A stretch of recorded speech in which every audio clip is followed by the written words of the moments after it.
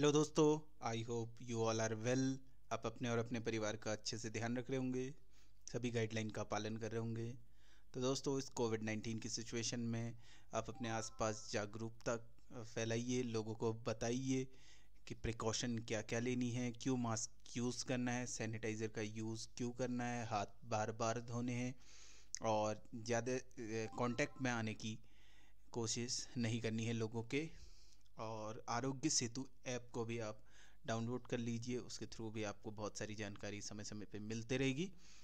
तो दोस्तों, आज आज हम करंट का एक टॉपिक डिस्कस कर रहे हैं कि आखिर क्या है भारत और चीन सीमा का विवाद। अभी आप करंट में न्यूज़ में पढ़ रहे होंगे कि चीन ने अपनी जो आर्मी है उसको भारत के लद्दाख रीजन पे डिप्लॉय कर दिया है और डिफरेंट डिफरेंट रीजन पे इंडिया चाइना डिस्प्यूट निकल के आ रहा है। आखिर ऐसा क्यों हो रहा है, चाइना ऐसा क्यों कर रहा है और आखिर ये विवाद है क्या, कब से चला हुआ आ रहा है।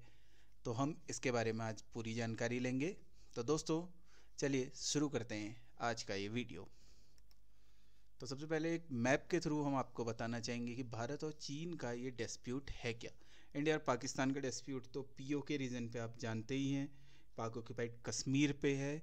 और लेकिन चाइना के साथ डिस्प्यूट डिफरेंट डिफरेंट रीजन पे है। जैसे जम्मू कश्मीर में अक्साई चीन का एरिया चाइना के द्वारा अधिग्रहित कर लिया था 1962 की वॉर के टाइम पे। चाइना ने इस पर कब्जा कर लिया और इसे अक्साई चीन कहते हैं और यह भी चाइना के थ्रू कंट्रोल किया जाता है।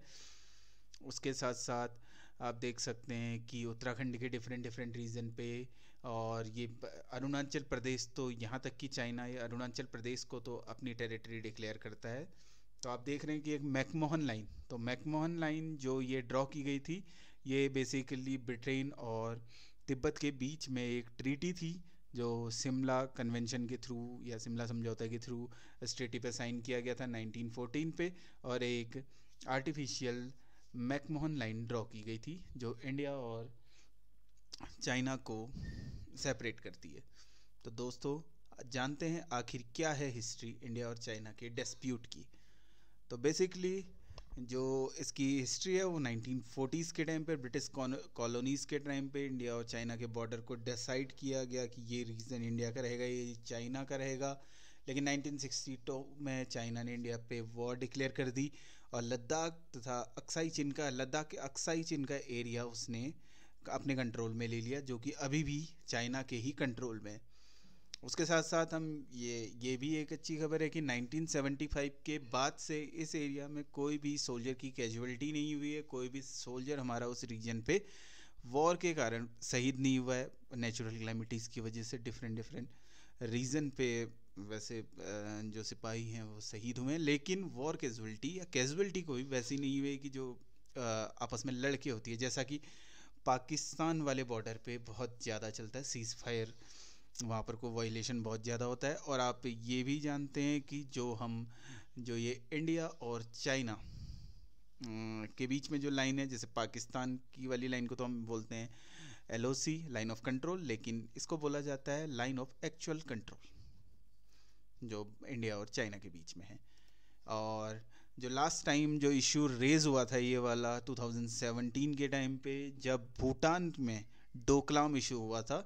डोकलाम पे चाइना उस पे कैप्चर कर रहा था अपना उसको, उसके डोकलाम जो है वो भूटान का इंटीग्रेटेड पार्ट है ऐसा। तो चाइना और इंडिया की फ़ौज वहाँ पर को आमने सामने आ गई थी और काफ़ी दिन तक ये क्लैश चला था। फिर दोनों के बीच में समझौता हुआ, बाद में दोनों की दोनों फौज ने स्टेप आउट कर लिया और फिर ये इशू रिजॉल्व हो गया। तो 2017 के बाद से अभी 2020 में ये इशू दोबारा से चाइना के थ्रू रेज़ किया गया है। चाइना इस पे बहुत ही एग्रेसिव मोड पे है।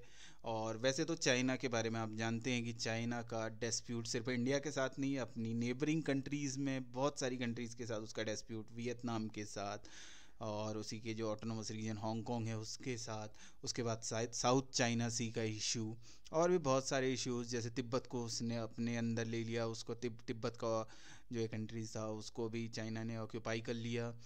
तो बहुत सारे इश्यूज चाइना के लैंड इश्यूज अपनी नेबरिंग कंट्रीज़ के साथ चलते रहते हैं। और तो आप देख सकते हैं, अब जानते हैं कि आखिर ये क्लैश की सिचुएशन बन क्यों रही है, आखिर इसके चाइना ये सिचुएशन पैदा क्यों कर रहा है या चाइना क्यों चाह रहा है।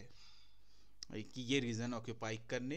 तो इसमें बहुत सारे इश्यूज हैं, लेकिन जो मेन 3 मेजर पॉइंट हैं वो ये निकल के आ रहे हैं कि एक तो इंडिया का जो कंस्ट्रक्शन हुआ है लद्दाख और जो जो चाइना के साथ बॉर्डर है हमारा, उस रीजन पे लास्ट कुछ ईयर में इंडिया ने कंस्ट्रक्शन जो है ब्रिजेस, रोड, इन सब का कंस्ट्रक्शन बहुत ज़्यादा किया है, बहुत तेज़ी से किया है, बहुत अच्छा किया है। अब हम इजीली ट्रांसपोर्ट कर सकते हैं उस रीजन पे जहाँ पहले हमारा कंस्ट्रक्शन उतना अच्छा नहीं था।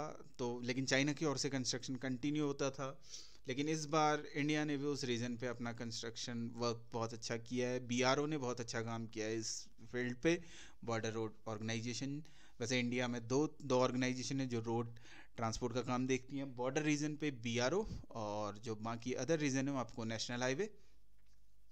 तो बीआरओ ने इस पे बहुत अच्छा काम करके हमारे बॉर्डर रीजन पे जो रोड्स हैं, ट्रांसपोर्ट है, उसकी फैसिलिटी को बहुत अच्छा किया, जो कि चाइना को पसंद नहीं आ रहा होगा। हाँ, ऑब्वियस सी बात है, चाइना क्यों पसंद करेगा इंडिया की तरक्की हो इस रीजन पे। तो अब अगर कोई भी सिचुएशन होती है तो हम इजीली अपनी आर्मी या अपनी जो भी फैसिलिटीज़ हैं वो इजीली उस रीजन पे पहुंचा सकते हैं। दूसरा ये रीज़न है कि अब कोविड-19 की जो सिचुएशन है, जो कोविड-19 है वो स्टार्ट वुहान चाइना से ही हुआ था। इसको वुहान वायरस, चाइनीज़ वायरस के नाम से भी बोला जा रहा है। चाइना पे एलिगेशन बार बार अदर अदर कंट्रीज़ एलिगेशन लगा रही हैं कि चाइना ने इसको स्प्रेड किया है, टाइम पे बताया नहीं, ये सब। तो चाइना बेसिकली चाह रहा है कि जो कोविड-19 है, इसमें जो चाइना का नाम बार बार आ रहा है उससे उसका ध्यान हट जाए। तो डिफरेंट डिफरेंट रीजन पे ऐसी सिचुएशन क्रिएट कर रहा है। और तीसरा इशू, जो मेजर इशू है, वो है हांगकांग का ऑटोनोमस रीजन का इशू। तो हांगकांग जो कि पहले यूनाइटेड किंगडम की टेरिटरी हुआ करती थी, एक कॉलोनी थी।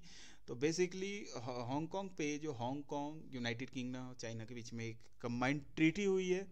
तो इस ट्रीटी पे ये साइन किया गया है कि जो हांगकांग है उसका ऑटोनोमस रीजन रहेगा, वहाँ आपको ऑटोनॉमी रहेगी, उस पर चाइना का कोई कंट्रोल नहीं रहेगा। चाइना सिर्फ उसको कुछ इश्यूज़ पे मदद कर सकता है या कुछ इश्यूज़ पे डिस्कशन कर सकता है, लेकिन बेसिकली हांगकांग जो है उसका वो एक ऑटोनॉमी है। लेकिन पास कुछ ईयर में वहाँ पर को चाइना उसके ऑटोनोमस रीजन को ख़त्म करने के लिए, उसको ऑक्यूपाई करने के लिए अलग अलग बिल आ रहा है, जिस पे कंटिन्यूस प्रोटेस्ट हो रहे हैं। आप पास में न्यूज़ को फॉलो कर रहे होंगे तो आप देख रहे होंगे कि ये हांगकांग इशू भी बहुत मेजर इशू है। बेसिकली चाइना चाह रहा है कि इस हांगकांग रीजन को अपना ऑक्यूपाई कर दे। तो ये 3 मेन रीजन हो सकते हैं जिस पे चाइना, ये 3 मेन रीजन है जिस पे ये क्लैश की सिचुएशन बनी हुई है।